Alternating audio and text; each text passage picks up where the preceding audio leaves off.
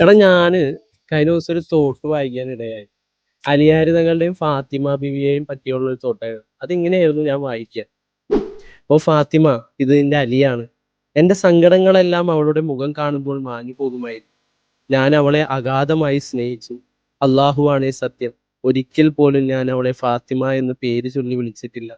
പകരം ഓ അല്ലാഹുവിന്റെ റസൂലിന്റെ മകളെ എന്നേ വിളിച്ചിട്ടുള്ളൂ. പരസ്പരം വേദനിപ്പിക്കാതെ അങ്ങേയറ്റത്തെ സ്നേഹത്തോടെയാണ് ഞങ്ങൾ ജീവിച്ചത്.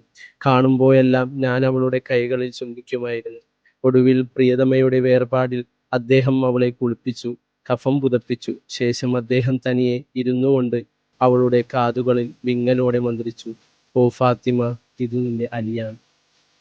എന്താലേ ആ ഒരു വാക്കുകൾ, അലിയാർ തങ്ങളും ഫാത്തിമ ബീവിയും തമ്മിലുള്ള ആ ഒരു സ്നേഹബന്ധത്തിന്റെ ആ വാക്കുകൾ, ഇതിന് കടത്തി വെട്ടുന്ന ഒരു പ്രണയവും ഇന്നേ വരെ ഈ ലോകത്ത് ഉണ്ടായിട്ടില്ല എന്ന് വേണം പറയാൻ. ഈ വാക്കുകൾ മതിയടോ പ്രണയമെന്ന വാക്കിന്റെ അർത്ഥവും അതിന്റെ ആഴവും എല്ലാം മനസ്സിലാക്കാനായിട്ട്.